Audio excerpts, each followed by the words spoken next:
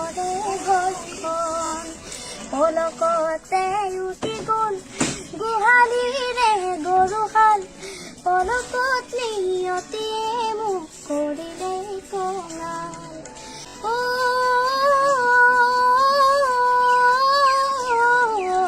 উটুৱাই নিৰেহি গাঁওখন সুখৰে ঘৰখন মাটো ক'লে ফিজিকেলি বাইদেউ ফিজিকেলি হেণ্ডিকেপ এজনী বাইদেউ আছে বাইদেউ উদ্ধাৰ কৰিলোঁ মাক থ'লোঁ মাক থৈ ঘৰৰ দুই এপদ বস্তু বচাম বুলি মই ঘৰলৈ আহিছিলোঁ তথাপি তেতিয়া মোক ডিঙি পালেহি পানী তাৰপিছত পাকনিহঁতে ধৰি মোক লৈ গুচি গ'লত মই সাঁতুৰিব জানো তো জানিলোঁ মই মানুহটো উপঙি গ'লোতো নাৰিকলৰ পাত এখিলা থাপ মাৰি ধৰি তাতে মই ৰৈ নাৰিকলৰ ওপৰত উঠি থাকিলোঁ প্ৰায় 9 ঘণ্টা সময় আছোঁ 7:30 বজাৰ পৰা ৰাতিপুৱা 5 বজাত মোক উদ্ধাৰকাৰী দলে উদ্ধাৰ কৰিছে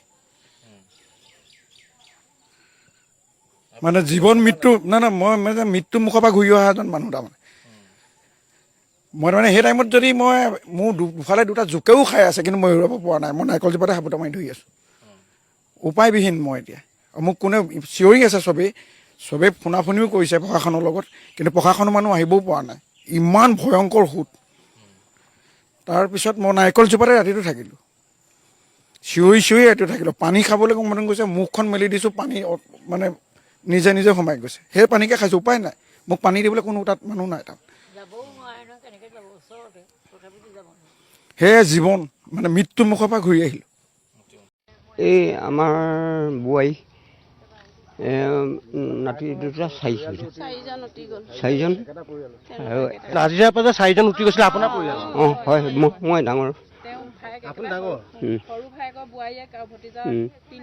এতিয়া এটা পোৱাগে নাই বুলি কৈছে ডেড বডি 4জন কি হয় আপোনাৰ মোৰ ভাই বোৱাৰী পুতেক ভায়েকৰ পুতেক 2জন আৰু ছোৱালীজনী আৰু বোৱাৰীয়েক 4জন উঠি গ'ল তেখেতৰ পৰিয়াল হয় তেখেতৰ সৰুজনৰ আমি শুনি আছিলোঁ নাজিৰাৰ পৰা একেটা পৰিয়ালৰ 4জন উঠি গৈছিলে বুলি এইজন জ্যেষ্ঠজন কথা ক'ব নোৱাৰে তেখেতে 4জনক হেৰুৱাই বুকুত কেনেকুৱা যন্ত্ৰণা ভুগি আছে কথা ক'বলৈ মোৰ যে আৰু শক্তিয়ে নাই মোৰ আজি বয়স কিমান হৈছে আপোনালোকে অনুমান কৰিব পাৰিছে মই নকওঁ তেওঁলোক যে উঠি গ'ল তেওঁলোকৰ মৃতদেহ পালে নেকি 3জনৰ পাইছে এটা নাই পোৱা মোৰ বোৱাৰীকে নাই পোৱা ভাই বোৱাৰীক নাই পোৱা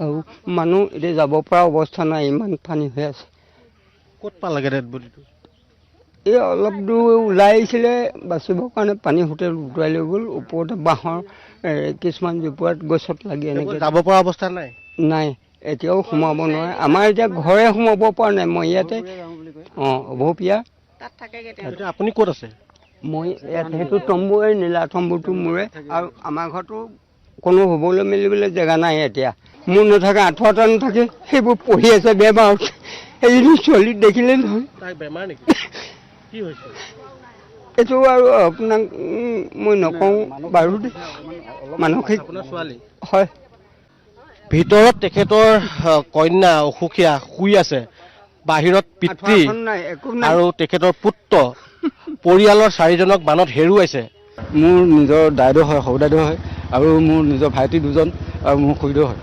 4জন উঠি গ'ল হয় এতিয়া খুৰীদেউক পোৱাই নাই বাকী 3জনৰ মৃতদেহ মানে জ্বলোৱা হ'ল আৰু জ্বলাবলৈও মানে হেৰিয়ত এই কাৰেণ্টত মানে জ্বলোৱা হ'ল সৎকাৰ কৰিবলৈ জেগা নাই পানী বহুত মানে সৎকাৰ কৰা হ'ল কিন্তু মানে আপোনাৰ ইলেক্ট্ৰিক বিভাগে আমি ৰাইজৰ কাষত থিয় দিব খুজিছোঁ যিসকল বানাক্ৰান্ত ৰাইজ আছে আমি ইতিমধ্যে কলাগুৰু আৰ্টিষ্ট ফাউণ্ডেশ্যনৰ পৰা এবাৰ গৈ আহিলোঁ এইবাৰ আমি কলাগুৰু আৰ্টিষ্ট ফাউণ্ডেশ্যনৰ লগতে film fraternity of Assam Guwahati cine musician association fan club আৰু গুৱাহাটী অসম চিকিৎসালয় সংস্থা সকলো একত্ৰিত হৈছোঁ এইবাৰ আমি পুনৰ সংস্থাপনৰ কাৰণে যিমানবোৰ যাৱতীয় সামগ্ৰী আৰু স্বাস্থ্য সেৱা সেইখিনি আমি কৰিবলৈ চেষ্টা কৰিম আমি মেডিকেল কেম্পো অনুষ্ঠিত কৰিম তাত আচলতে জুবিন গাৰ্গ থকা হ'লে ইমান দিনলৈ নাথাকিলেহেঁতেন পিছদিনাখনৰ পৰা জঁপিয়াই পৰিলেহেঁতেন কিন্তু আমি এতিয়া দেখা পাইছোঁ জুবিন গাৰ্গৰ আদৰ্শৰে গোটেই অসমবাসী উঠি পৰি লাগিছে যথেষ্ট সহায় কৰিছে আপোনালোকেও দেখা পাইছে গোটেই অসমবাসীয়ে দেখা পাইছে গোটেই পৃথিৱীয়ে দেখা পাইছে অসমীয়া মানুহক কেনেকৈ সহায় কৰিছে প্ৰত্যেকজন মানুহে গৈ পেলাই গতিকে এটা বৰ ভাল আদৰ্শ এৰি থৈ গ'ল জয়ন্ত হাজৰিকাদেৱ আৰু জুবিন গাৰ্গে দুজন শিল্পীৰ এই মহান আদৰ্শেৰে প্ৰত্যেকজন শিল্পী ওলাই আহিছে, প্ৰত্যেকজন কৰ্মকৰ্তা, প্ৰত্যেকজন মানুহ, প্ৰতিজন অসমীয়া মানুহে ভাৰতবৰ্ষৰ বিভিন্ন জেগাত য'ত য'ত অসমীয়া মানুহ আছে সকলোৰে পৰা আহি মানুহক সহায় কৰিছে। গতিকে এইটো বৰ ভাল লগা কথা আছিলে, মানে মানুহক বিপদত পৰিবলৈ দিয়া নাই। আদৰ্শ দি থৈ গৈছে আৰু এই আদৰ্শ যুগ যুগ ধৰি থাকিব, আমি বজাই ৰাখিম তাক। এইটো আমাৰ 4 তাৰিখলৈকে চলিব, তাৰপিছত আমি 8, 9 এনেকৈ তাত দিবৰ কাৰণে যাম। 8, 9 আমি ইয়াৰ পৰা এতিয়া 6 মাইলৰ পৰা গণেশগুৰি। প্ৰথম কথাটো বিৰাট ভাল লাগিছে, আমি আজি অলপ হ'লেও কিবা এটা সহায় ওলাই পাৰিছো। কিন্তু চবতকে ভাল লগা কথাটো হ'ল কি, এইবাৰ মানুহে যে কয় এজন মানুহে এটা ৰাস্তা দেখাই থৈ যায়, আৰু জুবিনে যিটো ৰাস্তা দেখাই থৈ গ'ল, আজি প্ৰত্যেকজন অসমীয়া মানুহৰ ভিতৰত সেই এটা আহিছে যে আমি সহায় কৰিব লাগে ইজনে ইজনক। ইমান ভাল লাগিছে যে যোনে যেনেকে পাৰিছে নিজৰ পাৰ্চনেল গাড়ীখন লৈ হ'লেও আগবাঢ়ি গৈছে। তাৰমানে এই বস্তুটো যিটো আগতে দেখা নাছিল, তাৰমানে এইবাৰ সেইটো কাৰণে মই মানে কেনেকে ধন্যবাদ দিওঁ প্ৰত্যেকজন আমাৰ অসমত থকা, অকল অসমীয়া বুলি নকওঁ, অসমীয়া নন আছামিজ যিমান আছে চব আগবাঢ়ি আহিছে।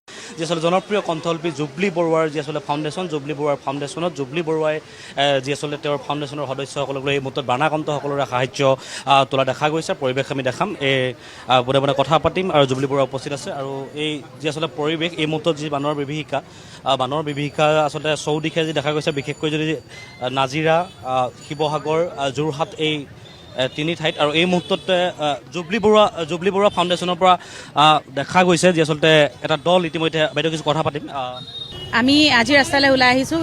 নেক্সট 3 দিনমান আমি এনেকৈ জেগাই জেগাই আমি ৰাইজক কাষ চাপিম। কিন্তু আমিয়ে প্ৰথম নহয়, এনেকুৱা বহুত অনুষ্ঠান প্ৰতিষ্ঠানে ইতিমধ্যে বিভিন্ন জেগাত এনেকৈ ৰাইজৰ পৰা সঁহাৰি বুটলিবলৈ সক্ষমো হৈছে বা চেষ্টা কৰি আছে। আৰু এইবাৰ ভাল লগা কথা এয়া যে সকলো ৰাইজ একে মনোভাৱেৰে ৰাইজক সহায় কৰিম বুলি ওলাই আহিছে।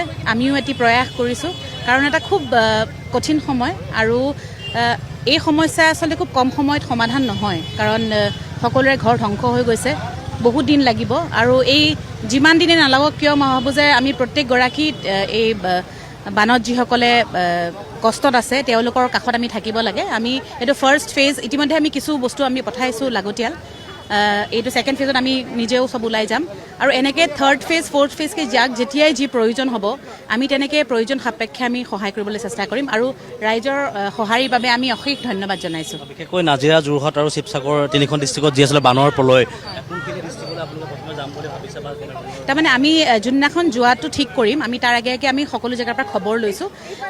সেই মুহূৰ্তত আমি যোৱা দিনাখনলৈকে যোনটো জেগাত হয়তো একো সাহায্য নাই পোৱা বা সকলো মানে আটাইতকৈ বেছি প্ৰয়োজন আছে, আমি তেনেকুৱা এটা জেগালৈ যাবলৈ ভাল পাম, কাৰণ সকলোৱে নিজৰ সামৰ্থ্য অনুযায়ী সহায় কৰি আছে।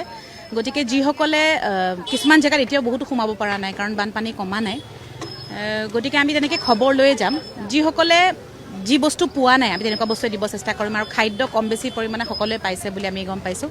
গতিকে এতিয়া বিভিন্ন ধৰণৰ হাইজিনৰ বস্তুৰ প্ৰয়োজন হ'ব, আৰু থাকিবলৈ যেনেকৈ এতিয়া মেট্ৰেছ লাগিব, মানে আঁঠুৱা, গাৰু, এনেকৈ বিভিন্ন চাফা কৰা সঁজুলি লাগিব, আৰু এনেকুৱা হাইজিনৰ কাৰণে আপোনালোকে ব্লিচিং পাউডাৰ, এনেকুৱা ধৰণৰ বিভিন্ন বস্তু লাগিব। তেনেকুৱা ধৰণৰ বস্তুৱে আমি আগবঢ়াম বুলি ভাবিছোঁ। বাচন বৰ্তন লাগিব।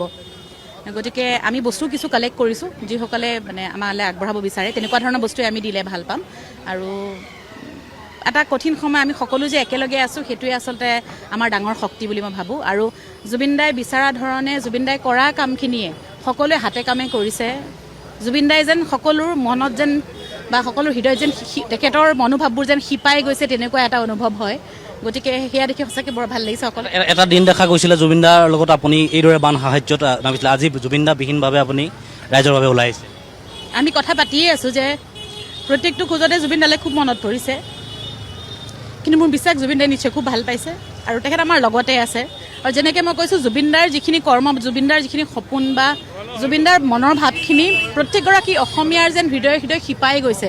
আৰু আমি সেয়া দেখিছোঁ, হাতে কামে সকলোৱে আগবাঢ়ি আহিছে। সেয়া দেখি আচলতে সঁচাকৈ বৰ ভাল লাগিছে, আৰু জুবিন দাৰ আশীৰ্বাদ আমাৰ লগত আছে বুলি মোৰ বিশ্বাস। ধন্যবাদ।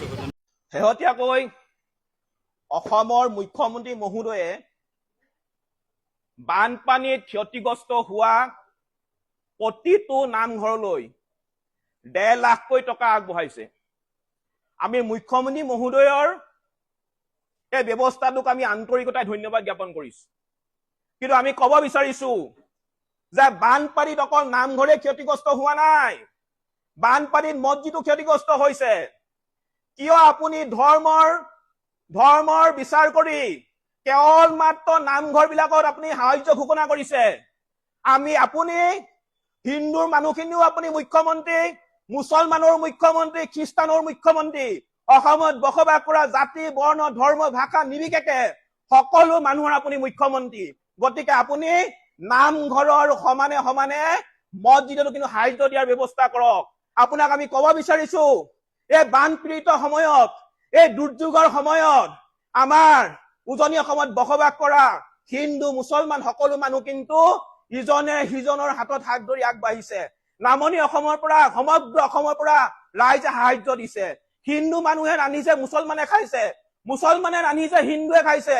হিন্দু মানুহৰ ঘৰত মুছলমানক আশ্ৰয় দিয়া হৈছে আৰু মুছলমান মানুহৰ ঘৰত হিন্দুক আশ্ৰয় দিয়া হৈছে। আৰু আটাইতকৈ ডাঙৰ কথা কি জানেনে মুখ্যমন্ত্ৰী মহোদয়? শিৱসাগৰ জিলাৰ চন্তগত এটা মছজিদত হিন্দু মানুহক আশ্ৰয় দিয়া হৈছে। গতিকে এই দুৰ্যোগৰ সময়ত আপুনি ধৰ্মৰ বিচাৰ নকৰি সকলো মানুহক কি লাগে, সকলো ধৰ্মৰ নামঘৰে হওক, গীৰ্জাই হওক, আপোনাৰ মছজিদে হওক, যিবোৰ ক্ষতিগ্ৰস্ত হৈছে প্ৰতিটো অনুষ্ঠানত আপুনি সাহায্য দিয়াৰ ব্যৱস্থা কৰিবৰ কাৰণে আমি জাতীয় সংগ্ৰামী অসমে আপোনাক অনুৰোধ কৰিছো। যিটো সঁচা কথা সেইটো কমেই। আমাক মাৰিলেও মাৰিব, আমাক জেললৈ পঠিয়ালেও পঠিয়াব, উই ডোন্ট কেয়াৰ। এই বিজেপি চৰকাৰখন হৈছে বিশ্বাসঘাতক, প্ৰতাৰক আৰু ঠগবাজ। এনেকুৱা ধৰণৰ কিন্তু বিজেপি দলৰ দৰে বিশ্বাসঘাতক, ঠগবাজ, প্ৰতাৰক দল কিন্তু ভাৰতত নাই। অসমৰ মুখ্যমন্ত্ৰী হৈছে মিছলীয়া। অসমৰ মুখ্যমন্ত্ৰীয়ে মিছা কথা কৈছে। নাগালেণ্ডত কোনো ধৰণৰ ডাৱৰ বিস্ফোৰণ হোৱাই নাছিল। অবৈধ কয়লা খনন, অবৈধ শিল খননৰ বাবে হোৱা বানপানীত 100 জনতকৈ আমি অধিক কিন্তু খিলঞ্জীয়া মানুহক হেৰুৱাবলগীয়া হ'ল। আজিও কিন্তু চৰাইদেউ আৰু গোলাঘাট, চৰাইদেউ আৰু শিৱসাগৰ জিলাৰ মানুহে দুৰ্যোগৰ লগত এতিয়াও যুঁজি থাকিবলগীয়া হৈছে। 90% অধিক খিলঞ্জীয়া মানুহে ঘৰ দুৱাৰ, গাড়ী মটৰ, গৰু ছাগলী সকলো উটুৱাই লৈ গ'ল, সকলো শেষ। আমাৰ হাতত এতিয়া একো নাই। ইয়াৰ ক্ষতিপূৰণ কোনে দিব? এই মানুহবিলাকৰ ক্ষতিপূৰণ কোনে দিব? এই মানুহবিলাকে অধিক কষ্ট কৰি বেংকৰ পৰা ঋণ লৈ গাড়ী মটৰ কিনিছে, ঘৰ বনাইছে। মন্ত্ৰী বিধায়কৰ দৰে কমিশ্যন লৈ গাড়ী কিনা নাই। পুনৰ কৈছো, মন্ত্ৰী বিধায়কৰ দৰে কমিশ্যন লৈ গাড়ী কিনা নাই। গতিকে ইয়াৰ ক্ষতিপূৰণ কোনে দিব? আমাক উত্তৰ লাগে। চৰাইদেউ, শিৱসাগৰত হোৱা মহাপ্ৰলয়ৰ কাৰণ কি? আমাক উত্তৰ লাগে। কি কাৰণে অবৈধ কয়লা খনন, অবৈধ শিল খননৰ কথা চৰকাৰে গম পোৱাৰ পিছতো কোনো ধৰণৰ ব্যৱস্থা গ্ৰহণ কৰা নাছিলে? কোন সেইকেইটা বদমাছ বিধায়ক যিকেইটাই শিলৰ চিণ্ডিকেট, কয়লা চিণ্ডিকেট চলোৱাৰ ফলত 100 জনতকৈ অধিক মানুহ আমি হেৰুৱাবলগীয়া হ'ল। হাজাৰ হাজাৰ মানুহৰ আজি জীৱন ধ্বংস হ'ল। আমাক উত্তৰ লাগে, আমাক উত্তৰ লাগে। আমাৰ ওচৰলৈ ইতিমধ্যে তথ্য আহি আছে। এইকেইটা বদমাছ, দগাবাজ, জাতিদ্ৰোহী বিধায়কক আমি স্পষ্টকৈ কৈছো, ৰাজহুৱাকৈ আমি কিন্তু অপদস্থ কৰিম। আমি জাতীয় সংগ্ৰামী অসমে চিণ্ডিকেটৰ লগত জড়িত হৈ থকা এইকেইটা বদমাছ বিধায়কক কিন্তু আমি ৰাজহুৱাকৈ আমি কিন্তু অপদস্থ কৰিম। অসমীয়া মানুহৰ জীৱনৰ লগত হেতালি খেলিব। আমি কি মনে মনে বহি থাকিম? আমি কি মনে মনে বহি থাকিম? স্পষ্টকৈ কৈছো, আজিৰ তাৰিখৰ পৰা এখনো কিন্তু কয়লা ভৰ্তি তাক পাৰ হ'ব নোৱাৰে। এখনো কয়লা ভৰ্তি তাক আমি পাৰ হ'বলৈ নিদো। এখনো শিল ভৰ্তি তাক আমি পাৰ হ'বলৈ নিদো। প্ৰয়োজনত কয়লা মাফিয়াক কাণত ধৰাই আঁঠু কঢ়াই থোৱা হ'ব। প্ৰয়োজনত কয়লা মাফিয়াক কাণত ধৰাই আঁঠু কঢ়াই থোৱা হ'ব। তহঁতি কয়লা খনন কৰিবি আৰু তহঁতৰ কাৰণে আমাৰ অসমীয়া মানুহ মৰিব। আমি চাই থাকিম। ইয়াৰ ওপৰত মুখ্যমন্ত্ৰী মহোদয়ে ব্যৱস্থা গ্ৰহণ কৰিব লাগিব। মুখ্যমন্ত্ৰী মহোদয়ে ব্যৱস্থা গ্ৰহণ কৰিব লাগিব। এই বানপানী কি কাৰণে হৈছে ইয়াৰ ওপৰত বিশেষজ্ঞ কমিটি আনি মুখ্যমন্ত্ৰী মহোদয়ে তদন্ত ঘোষণা কৰিবৰ কাৰণে আমি জাতীয় সংগ্ৰামী অসমে দাবী উত্থাপন কৰিছো। আমি পুনৰ কৈছো, আমি প্ৰয়োজনত কিন্তু নাগালেণ্ড কিন্তু আমি অৰ্থনৈতিক অৱৰোধ গঢ়ি তুলিম। নাগালেণ্ডৰ বিৰুদ্ধে আমি অৰ্থনৈতিক অৱৰোধ গঢ়ি তুলিম। আমি মুখ্যমন্ত্ৰী মহোদয়ক আৰু এটা কথা কৈ দিব বিচাৰিছো, অতি শীঘ্ৰেই শিৱসাগৰ আৰু চৰাইদেউ এই জিলা দুখনৰ কাৰণে 10,000 কোটি টকাৰ বিশেষ পেকেজ ঘোষণা কৰিব লাগিব। 10,000 কোটি টকাৰ বিশেষ পেকেজ ঘোষণা কৰিব লাগিব। বানপানীত মৃত্যু হোৱা প্ৰতিটো পৰিয়ালক 20 লাখ টকা আৰু বানপানীত ক্ষতিগ্ৰস্ত হোৱা প্ৰতিটো পৰিয়ালক 10 লাখ টকা দিব লাগিব। অন্যথা আমি জাতীয় সংগ্ৰামী অসমে অসমৰ ৰাইজক লগত লৈ আমি ৰাজপথত আন্দোলনত নামিম।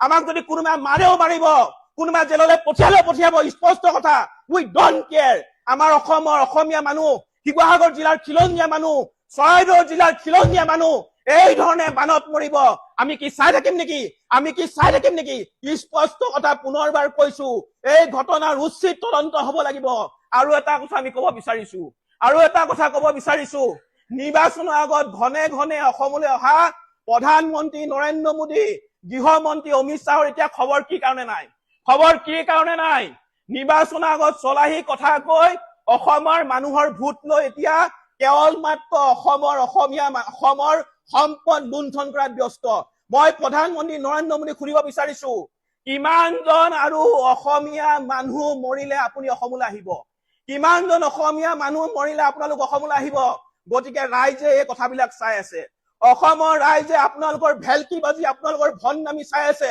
আহি থকা দিনত ইয়াৰ উচিত প্ৰত্যুত্তৰ দিয়া হ'ব আমি জাতীয় সংগ্ৰামী অসমে এটা কথা স্পষ্টকৈ আমি কৈ দিব বিচাৰিছো অনাগত দিনত প্ৰধানমন্ত্ৰী নৰেন্দ্ৰ মোদী গৃহমন্ত্ৰী অমিত শ্বাহ যদি অন্য কাৰ্যসূচীৰ কাৰণে অসমলৈ আহিবলৈ হয় আমি জাতীয় সংগ্ৰামী অসমে বাধা প্ৰদান কৰিম আৰু আমি কোলা পতাকা দেখুৱাম আৰু এটা কথা ক'ব বিচাৰিছো অসমৰ নুপুংখক কাপুৰুষ সাংসদ কেইটা ক'ত আছে অসমৰ কাপুৰুষ সাংসদ কেইটা ক'ত আছে কিয় দিল্লীলৈ গৈ টেবুল ঢকিয়াই ক'ব পৰা নাই অসমৰ বানপানীৰ কথা কিয় নৰেন্দ্ৰ মোদী অমিত শ্বাহৰ আগত টেবুল ঢকিয়াই অসমৰ বানপানীৰ কাৰণে 10,000 কোটি টকাৰ বিশেষ পেকেজ ঘোষণা কৰিবলৈ তেওঁলোকে সাহস কৰা নাই গতিকে এনে ধৰণৰ কাপুৰুষ সাংসদৰ আমাৰ প্ৰয়োজন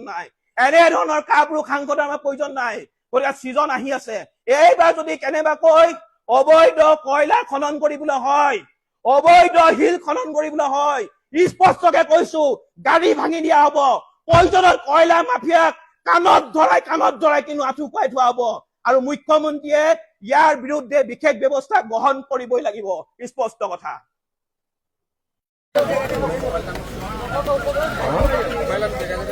আমি ছাৰ চেনিটাইজ কণ্টিনিউৱাছ গোটেই এৰিয়া কৰি আছোঁ ইয়াৰ পৰা PHC ফালৰ পৰা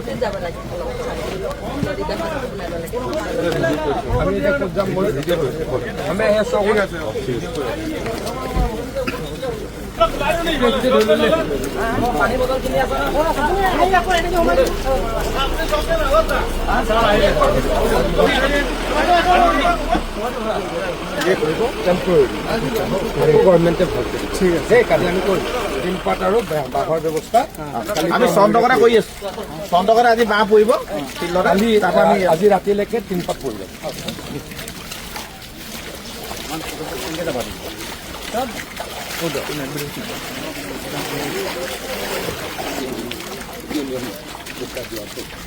আমাৰ নেপালী ঘৰ পানী আছে এইখিনি চালো কিন্তু কাম গোটেইখিনি কৰিম হ'ব 19 তাৰিখে ৰেচন আনিলে শনিবাৰে দেওবাৰে পানী বুঢ়াইলে চব চাউলে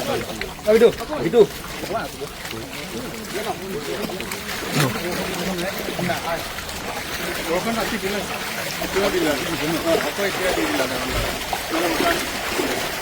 মেডিকেল টিম বহিলে মানুহবিলাক আহি পেলাই বৰষুণীয়া হৈছে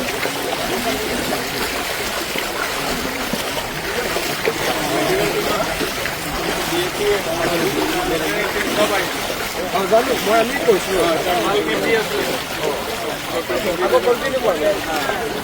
কালি আমি সিদ্ধান্ত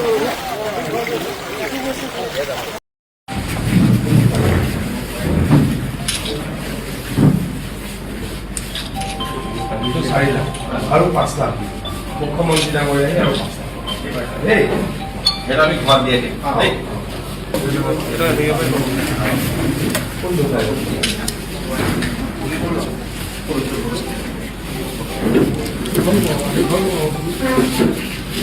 বাইদেউগৰাকী স্বামী মানে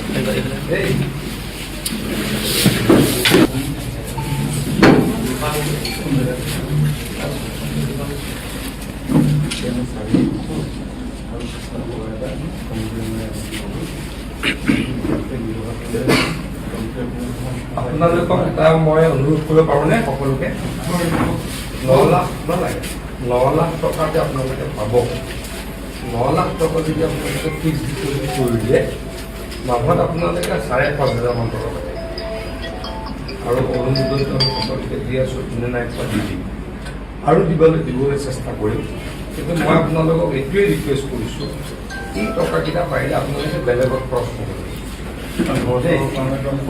সেইটো কৰিলে ঘৰ পাবই হ'বই এইখিনি ফিক্স ডিপজিট কৰি দিয়ক 9 লাখটো যদি ফিক্স ডিপজিট কৰি দিয়ে মাহত 5,500 হ'ব আৰু অৰুণোদয় পাব মানে 7,000 মান টকা ইনকাম মাহত হৈ গ'ল ঘৰখন চলিব পৰা এটা চাউল আমি পাই চাউল পাই আমি বাকীখিনি কৰি দিওঁ এই আপোনালোকক মই এইটো ৰিকুৱেষ্ট সকলোকে কৰিছোঁ এই পইচাকেইটা বেলেগত খৰচ দেই এই পইচাকেইটা আপোনালোকে ফিক্স ডিপজিট কৰক আপোনালোকে 5,500 টকা মাহত পোৱাৰ ব্যৱস্থা হ'ব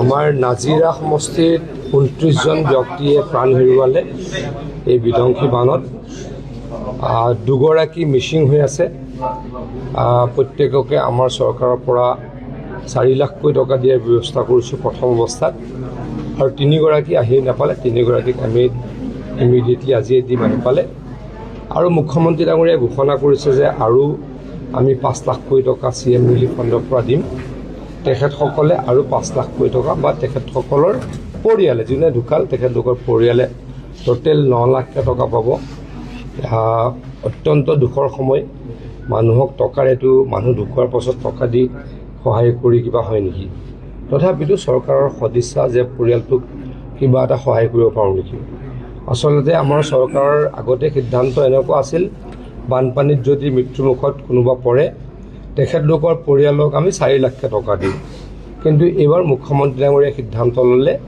যে আমি 9 লাখকে দিম যে ফাৰ্ষ্ট ফেজৰ 4 লাখ টকা পালে আৰু 5 লাখ টকা কঠীয়াতলীৰ পৰা বৃহত্তৰ কঠীয়াতলীসমূহ ৰাইজে মিলি বানাক্যৰ বাবে ওলাইছে আৰু সকলোৱে সহযোগ কৰিছে ৰাঙলু আপোনাৰ অগনবাহী আৰু ৰেংবেঙৰ পৰ্যন্ত সকলো লোকে কি ক'ব আমাৰ বৃহত্তৰ কঠীয়াতলীবাসীয়ে আজি জ্যেষ্ঠসকল কনিষ্ঠসকল আমাৰ যুৱ প্ৰজন্ম সকলোৱে মিলি 2খন ডাম্পাৰ আৰু এখন বিয়াই আৰু বিভিন্ন 26টা বিভিন্ন সামগ্ৰীৰ তেওঁলোকে লৈ অকল সেই সামগ্ৰী গৈ শিৱসাগৰত কাৰোবাৰ হাতত গতাই দিয়াই নহয় তেওঁলোকে নাৱেৰে গৈ সেই দুৰ্গম জেগাবিলাকত য'ত পোৱা নাই বা য'ত কমকৈ পাইছে সেইখিনি জেগালৈকে তেওঁলোক যাব প্ৰস্তুত আজি তেওঁলোকৰ এই মহৎ প্ৰচেষ্টাত ভগৱন্তই যেন তেওঁলোকক আৰু শক্তি দিয়ক আমাৰ এই বিভীষিকাৰ মাজত অসমবাসীৰ লগত একেলগে মিলি কান্ধত কান্ধ মিলাই তেওঁলোকে যি পদক্ষেপ লৈছে প্ৰকৃততে প্ৰশংসনীয় আমি ভগৱন্তৰ ওচৰতে প্ৰাৰ্থনা কৰিম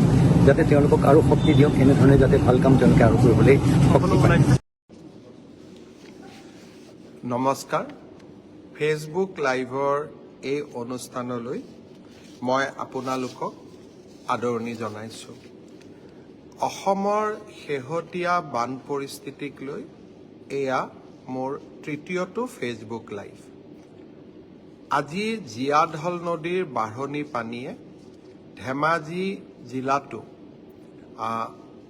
বান পৰিৱেশ কিছু উদ্বেগজনক স্থিতিলৈ লৈ গৈছে ধেমাজি জিলাৰ উপায়ুক্তৰ সৈতে মই নিৰন্তৰ সংযোগ ৰক্ষা কৰি আছোঁ চিন্তা কৰাৰ বিশেষ কোনো কাৰণ নাই যদিও আমি নিশ্চিতভাৱে ধেমাজিৰ বান পৰিৱেশৰ ওপৰত আমাৰ নজৰ আমি ৰাখি থাকিম আৰু বান আক্ৰান্ত ৰাইজক সহায়ৰ বাবে আমি প্ৰচেষ্টা চলাই যাম আজি ৰাতিপুৱা গুৱাহাটীৰ পৰা আমি অৰুণোদয় হিতাধিকাৰীসকলৰ বাবে আগবঢ়োৱা ধনৰাশি আমি মুকলি কৰি দিছিলোঁ আৰু তাৰ পৰিপ্ৰেক্ষিতত ইতিমধ্যে আমাৰ আই মাতৃসকলৰ বেংক একাউণ্টত অৰুণোদয় পুঁজি জমা হোৱা আৰম্ভ হৈছে। শিৱসাগৰ, চৰাইদেউ, যোৰহাট আৰু গোলাঘাট জিলাৰ আই মাতৃসকলৰ বেংক একাউণ্টলৈকেও 2,500 টকা প্ৰেৰণ কৰা হৈছে আৰু মই নিশ্চিত যে গোলাঘাট, যোৰহাট, শিৱসাগৰ, চৰাইদেউ জিলাৰ আই মাতৃসকলৰ বেংক একাউণ্টত ইতিমধ্যে এই ধন জমা হোৱা আৰম্ভ হৈছে।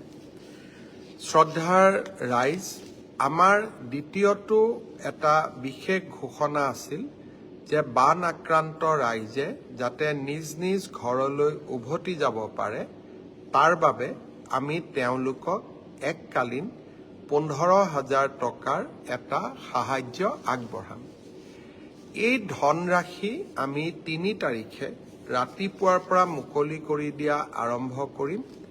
3, 4 আৰু 5 তাৰিখৰ ভিতৰত বেংক একাউণ্ট যোগে শিৱসাগৰ আৰু চৰাইদেউ জিলাৰ, গোলাঘাট আৰু যোৰহাট জিলাৰ বান আক্ৰান্ত ৰাইজে এই 15,000 টকা লাভ কৰিব।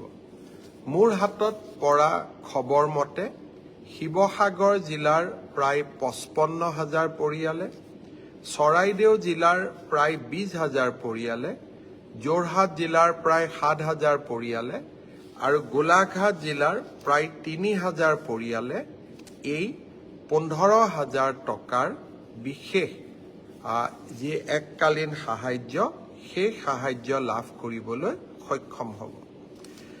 শ্ৰদ্ধাৰ ৰাইজ, মই আজি কেইটামান নতুন ঘোষণা বা নতুন বানপীড়িত ৰাইজৰ বাবে কেইটামান নতুন সুবিধাৰ কথা ঘোষণা কৰিব বিচাৰিম। ইতিমধ্যে আপোনালোকে সংবাদ মাধ্যম যোগেও গম পাইছে যে বিনামূলীয়া পাঠ্যপুথি ইতিমধ্যে জিলা দুখনলৈ ৰাওনা হৈছে আৰু আজি মই ইউনিফৰ্মৰ বাবে ক শ্ৰেণীৰ পৰা 8ম শ্ৰেণীলৈ মোৰ মৰমৰ ভাগিনসকলে যাতে দুযোৰ নতুন ইউনিফৰ্ম পাব পাৰে, তাৰ বাবেও সমগ্ৰ শিক্ষা অভিযানলৈ প্ৰয়োজনীয় প্ৰায় 8 কোটি টকা মুখ্যমন্ত্ৰীৰ সাহায্য পুঁজিৰ পৰা আমি মুকলি কৰি দিছোঁ। অৰ্থাৎ মই প্ৰথম পৰ্যায়ত কৰা ঘোষণাবিলাক বাস্তৱত ৰূপায়িত হোৱাৰ দিশত ক্ষীপ্ৰ গতিত আগবাঢ়িছে।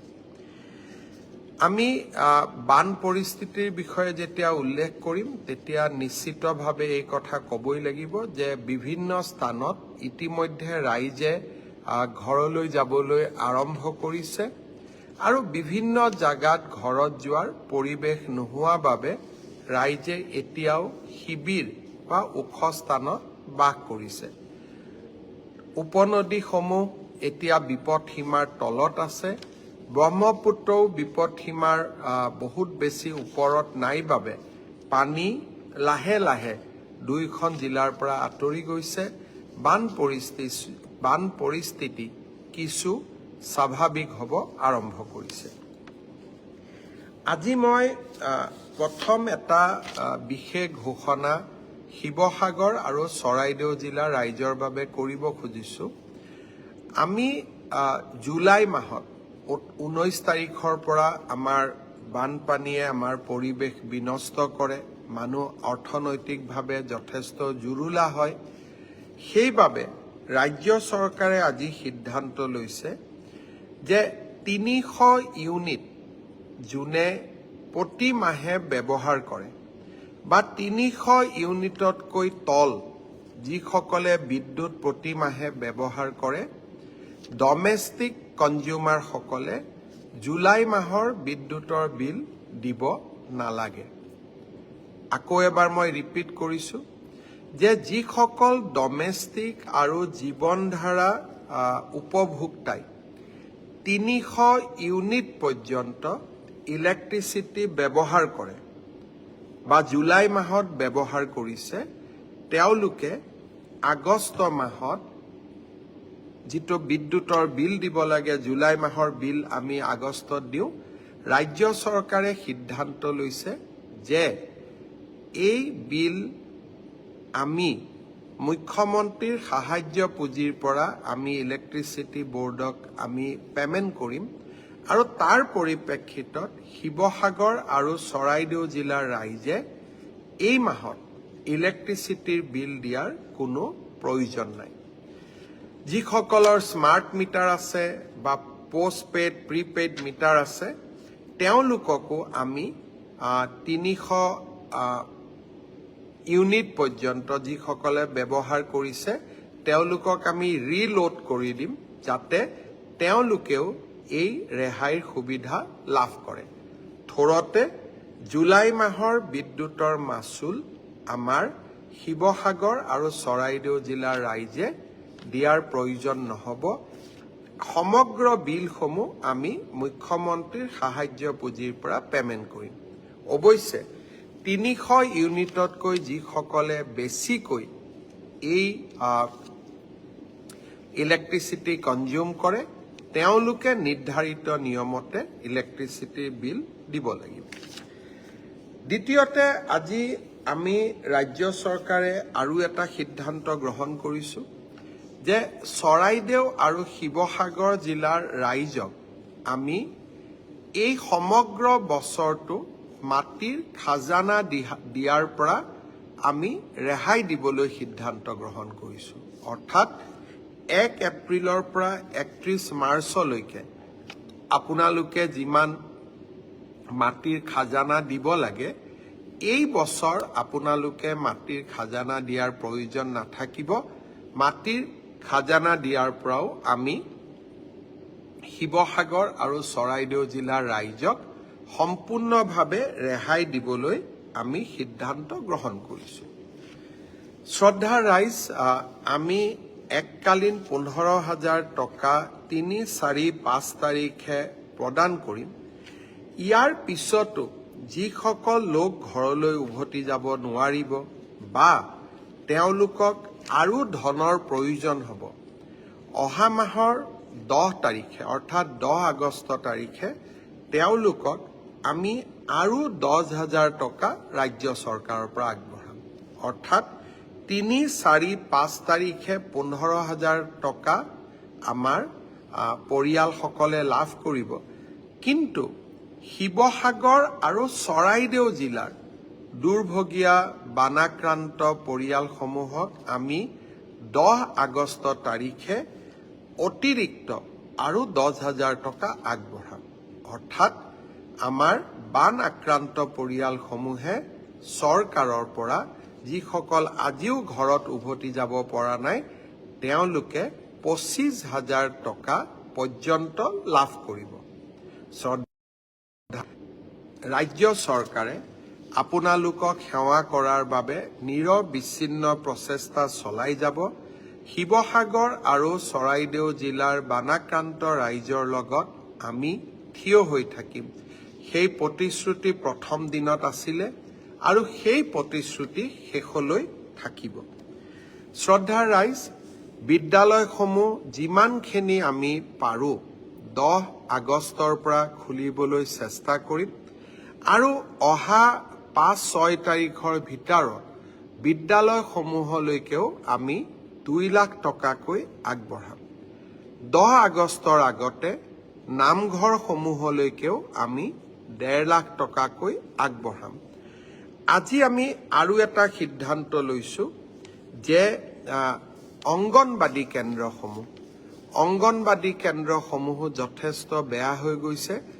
অংগনবাদী কেন্দ্ৰসমূহলৈও আমি 2 লাখৰ পৰা 2.5 লাখ টকা অংগনবাদী কেন্দ্ৰ ৰিপেয়াৰিং কৰাৰ কাৰণে তাত যিবিলাক আমাৰ সৰু ল'ৰাৰ খেলাৰ সা সঁজুলি আছিল তাক পুনৰ কিনিবৰ বাবে আমি অংগনবাদী কেন্দ্ৰসমূহলৈকেও আমি পুনৰ 2 লাখ আৰু বা 2,50,000 টকা যি ধৰণে যাৰ প্ৰয়োজন তেনেকে আমি আগবঢ়াবলৈ সিদ্ধান্ত গ্ৰহণ কৰিছোঁ। এতিয়া মই আজিৰ আটাইতকৈ প্ৰয়োজনীয় যেটো কথা যাৰ কাৰণে মই ফেসবুক লাইভলৈকে আহিছো সেই বিষয়ে ঘোষণা কৰিব খুজিছো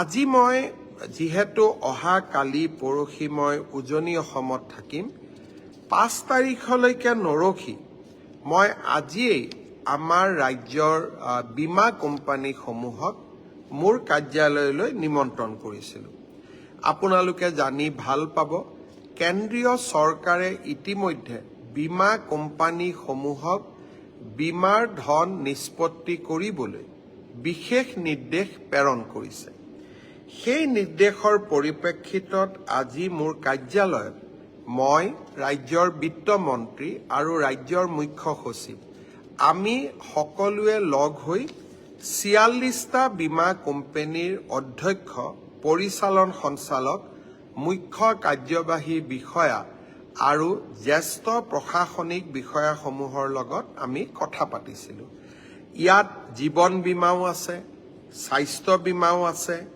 মটৰ বীমাও আছে সম্পত্তি বীমাও আছে ব্যৱসায়িক আৰু বাণিজ্যিক বীমাৰ সৈতে জড়িত প্ৰতিষ্ঠানসমূহ আছে এতিয়া আমি কি সিদ্ধান্ত গ্ৰহণ কৰিলো বীমাৰ আঁচনিসমূহ যাতে বা বীমাৰ ক্লেইমসমূহ ইনস্যুৰেন্স ক্লেইমসমূহ যাতে তৎকালীনভাৱে নিষ্পত্তি কৰিব পাৰে সেইবাবে সকলো বীমা কোম্পানীয়ে একোগৰাকী নোডেল বিষয়া আৰু জিলা বিষয়া শিৱসাগৰ চৰাইদেউ যোৰহাট আৰু গোলাঘাট জিলাত নিযুক্তি কৰিব সপ্তাহৰ 7 দিন আৰু 24 ঘণ্টা সক্ৰিয় হেল্পলাইনৰ তেওঁলোকে ব্যৱস্থা কৰিব তেওঁলোকে বিশেষ হেল্প ডেস্ক স্থাপন কৰিব আৰু অগ্ৰাধিকাৰ ভিত্তিত শিৱসাগৰ চৰাইদেউ যোৰহাট গোলাঘাট জিলাৰ ৰাইজৰ বান আক্ৰান্ত ৰাজ্যৰ বীমাসমূহ নিষ্পত্তি কৰিবৰ বাবে তেওঁলোকে প্ৰচেষ্টা কৰিব আৰু য'ত প্ৰয়োজন হয় ফাইনেল ক্লেইম নোহোৱালৈকে ফাইনেল ক্লেইমৰ সিদ্ধান্ত নোহোৱালৈকে অন্তৰ্বৰ্তীকালীন ইন্টাৰিম ক্লেইম তেওঁলোকে আমাৰ ৰাইজৰ বাবে মঞ্জুৰি কৰিব আৰু আমি কৈছিলো যে এই সময়ত ৰাইজে নথিপত্ৰ জমা দিয়াৰ ক্ষেত্ৰত বহুত অসুবিধা পৰিব বীমা কোম্পানীসকলে মোক প্ৰতিশ্ৰুতি দিছে যে যিমান সম্ভৱ ন্যূনতম নথিপত্ৰৰ ওপৰত বীমাৰ দাবী নিষ্পত্তি কৰাৰ বাবে তেওঁলোকে প্ৰচেষ্টা কৰিব ইয়াৰ উপৰিও আজি তেওঁলোকে মোক স্পষ্টভাৱে জনাইছে যে তেওঁলোকে এখন সিম্পল ফৰ্ম ব্যৱহাৰ কৰিব প্ৰয়োজন হলে ভিডিঅ'ৰ যোগেদি তেওঁলোকে জৰীপ কৰিব আৰু মটৰ গৃহ দোকানদাৰ বাণিজ্যিক সম্পত্তি পশুধন আৰু ব্যক্তিগত দুৰ্ঘটনা বীমাৰ দাবীসমূহ অগ্ৰাধিকাৰ ভিত্তিত নিষ্পত্তি কৰিব সম্পত্তি আৰু বাণিজ্যিক দাবীৰ ক্ষেত্ৰত নথিপত্ৰ নষ্ট হলে পলিচিৰ চৰ্ত অনুসৰি পূৰ্বৰ ষ্টক বেংকৰ নথি অথবা সেলফ ডিক্লেৰেশ্যনৰ ওপৰতো ইনস্যুৰেন্স ক্লেইম কৰাৰ তেওঁলোকে সুবিধা দিব আমাৰ বান আক্ৰান্ত যিসকল মৃত্যু হৈছে তেওঁলোকৰ বাবে ডেথ চাৰ্টিফিকেট আদিৰ বাবে অপেক্ষা নকৰি চৰকাৰে দিয়া লিষ্টৰ ওপৰতে ডেথ ক্লেইমসমূহ নিষ্পত্তি কৰি দিয়াৰ বাবেও তেওঁলোকে সিদ্ধান্ত লৈছে গৃহ বীমাৰ ক্ষেত্ৰত সৰু ক্ষতিৰ দাবীসমূহ ফটো ভিডিঅ' পৰিদৰ্শন আৰু সেলফ ডিক্লেৰেশ্যনৰ ওপৰতো দ্ৰুত নিষ্পত্তি কৰিবলৈ সিদ্ধান্ত গ্ৰহণ কৰিছে ইয়াৰ উপৰিও প্ৰধানমন্ত্ৰী জীৱন জ্যোতি বীমা যোজনা প্ৰধানমন্ত্ৰী সুৰক্ষা বীমা যোজনাৰ দাবীসমূহ সৰ্বোচ্চ অগ্ৰাধিকাৰৰ ভিত্তিত ৰিলিজ কৰিবলৈ তেওঁলোকে সিদ্ধান্ত লৈছে সেয়েহে মই শিৱসাগৰ চৰাইদেউ যোৰহাট গোলাঘাট জিলাৰ ৰাইজক আন্তৰিকতাৰে সৈতে অনুৰোধ কৰিম যে আপোনালোকে তৎকালীনভাৱে নিজৰ বীমা কোম্পানীসমূহৰ লগত যোগাযোগ স্থাপন কৰক আৰু ক্ষয় ক্ষতিৰ ফটো ভিডিঅ' আদি সংৰক্ষণ কৰক আৰু বীমা কোম্পানীসমূহে আগবঢ়োৱা এই সুবিধা আপোনালোকে সম্পূৰ্ণৰূপে গ্ৰহণ কৰক। ভাৰত চৰকাৰ, কেন্দ্ৰীয় চৰকাৰ আৰু ৰাজ্য চৰকাৰে বীমা কোম্পানীসমূহৰ লগত নিৰবিচ্ছিন্ন সম্পৰ্ক ৰক্ষা কৰি চলিব, যাতে আমি বীমাৰ সম্পূৰ্ণ সুবিধা আপোনালোকক দিব পাৰোঁ। আৰু মই ব্যক্তিগতভাৱেও এই ক্ষেত্ৰত নিৰীক্ষণ কৰি থাকিম, যাতে আমি ৰাইজক সৰ্বাধিক সুবিধা দিব পাৰোঁ। শ্ৰদ্ধাৰ ৰাইজ, প্ৰথমতে আজি অৰুণোদয় ২৫০০ টকা, ৩, ৪, ৫ তাৰিখৰ ভিতৰত ১৫,০০০ টকা, ১০ তাৰিখে আকৌ ১০,০০০। কিন্তু এইখিনিয়ে যথেষ্ট নহয়। পাৰ্মানেণ্ট ডেমেজ এছেছমেণ্ট, ঘৰৰ বাবে, জীৱ জন্তুৰ বাবে, এই ডেমেজ এছেছমেণ্টৰ কামো অহা ৭ তাৰিখৰ পৰা আৰম্ভ কৰিম। আৰু এই ডেমেজ এছেছমেণ্ট কৰাৰ বাবে জিলাৰ যিসকল ছাৰ্ভেয়াৰ হ'ব, তেওঁলোকক প্ৰশিক্ষণ দিয়াৰ পৰ্বও খুব সোনকালে আমাৰ জিলা আয়ুক্তসকলে আৰম্ভ কৰিব। শ্ৰদ্ধাৰ ৰাইজ, আপোনালোকৰ বিপদৰ সময়ত অসম চৰকাৰ আৰু ভাৰত চৰকাৰ আপোনালোকৰ লগত দৃঢ়তাৰে সৈতে থিয় দি থাকিব। মই পুনৰ এবাৰ আপোনালোকৰ এই দুৰ্ভাগ্যজনক পৰিস্থিতিক সন্মুখীন হ'বলৈ পৰম পিতাই আপোনালোকক শক্তি প্ৰদান কৰক। তাৰ বাবে মই পৰম পিতাৰ ওচৰত আকৌ এবাৰ প্ৰাৰ্থনা জনাইছোঁ। থোৰতে মই আজি কৰা ঘোষণাবিলাক আকৌ এবাৰ কুইকলি আপোনালোকক ক'ব খুজিছোঁ। জুলাই মাহৰ ইলেক্ট্ৰিচিটি বিল আপোনালোকে দিব নালাগে। ৰাজ্য চৰকাৰে এই বিল প্ৰদান কৰিব। খালি এই সুবিধা ৩০০ ইউনিটতকৈ কম ব্যৱহাৰ কৰা উপভোক্তাসকলৰ বাবে মুকলি কৰি দিয়া হৈছে, বা তেওঁলোকে এই সুবিধা লাভ কৰিব।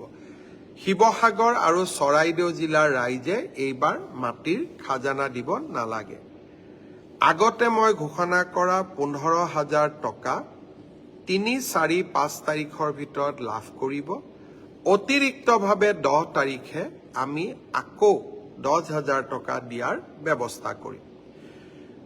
অংগনবাদী কেন্দ্ৰৰ বাবে ২ লাখৰ পৰা ২.৫ লাখ টকা, স্কুলৰ বাবে ২,১০,০০০ টকা আৰু নামঘৰৰ বাবে ১.৫ লাখ টকা প্ৰদানৰ আঁচনিও আমি সমান্তৰালভাৱে আৰম্ভ কৰিম। ইয়াৰ লগতে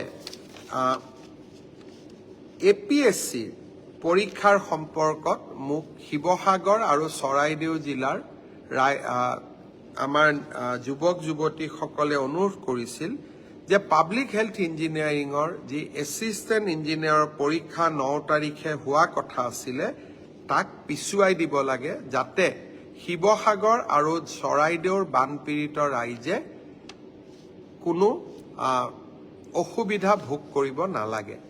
আজি লোকসেৱা আয়োগে এই পৰীক্ষাও অনিৰ্দিষ্ট কাললৈ পিছুৱাই দিছে।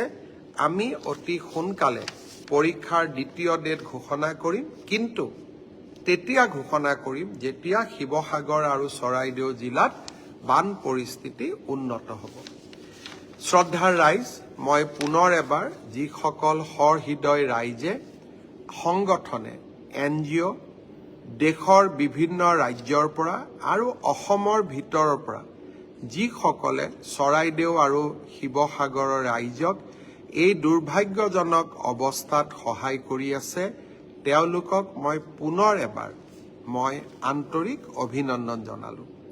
মই আগতে সদায় কৈ আহিছোঁ যে ব্যক্তিগতভাৱে নিজে সাক্ষাৎ কৰি দুৰ্ভগীয়া ৰাইজক সেৱা কৰাৰ আনন্দই বেলেগ। আৰু যিসকলে এই কাম কৰিব পাৰিছে, নিশ্চয় তেওঁলোকে ৰাইজক সহায় কৰাৰ এই আনন্দ, আধ্যাত্মিক আনন্দ, স্পিৰিচুৱেল প্লেজাৰ ইতিমধ্যে তেওঁলোকে লাভ কৰিছে। মই সকলোকে, যিসকলে শিৱসাগৰ আৰু চৰাইদেউ জিলাৰ বান সাহায্য অভিযানত যোগদান কৰিছে, শাৰীৰিকভাৱে, মানসিকভাৱে, আৰ্থিকভাৱে, সকলোকে মই আকৌ এবাৰ ধন্যবাদ জনাইছোঁ। স্থানীয় বিধায়ক, ৰাইজৰ প্ৰতিনিধি সকলোকে মই পুনৰ আকৌ এবাৰ ধন্যবাদ জনাইছোঁ। যিসকলে নিজে গৈ তাত সেৱা কৰিব পৰা নাই বা যিসকলে তাত সেৱা কৰাৰ উপৰিও অতিৰিক্তভাৱে মুখ্যমন্ত্ৰীৰ সাহায্য পুঁজিলৈ সহায় আগবঢ়াইছে তেওঁলোককো মই ধন্যবাদ আৰু কৃতজ্ঞতা জনাইছোঁ। আপোনালোকে জানি ভাল পাব যে এতিয়ালৈকে মাইক্ৰ' ডনেশ্যন সৰু ডনেশ্যন ৯,২২০ গৰাকী ব্যক্তিয়ে মুখ্যমন্ত্ৰী সাহায্য পুঁজিলৈ আগবঢ়াইছে। ইয়াৰ QR কোড ডনেশ্যনৰ কেনেকৈ দিব পাৰি তাক মোৰ ফেচবুক পেজত দি ৰখা হৈছে। যিসকল সহৃদয় ৰাইজে মুখ্যমন্ত্ৰীৰ সাহায্য পুঁজিলৈ দান আগবঢ়াব খোজে, মই কোৱা নাই দান আগবঢ়াব লাগে বুলি, কিন্তু যিসকলে আগবঢ়াব বিচাৰে তেওঁলোকৰ বাবেও QR কোড আদি আমাৰ ফেচবুক পেজত আছে, আপোনালোকে ব্যৱহাৰ কৰি থাকিব পাৰিব।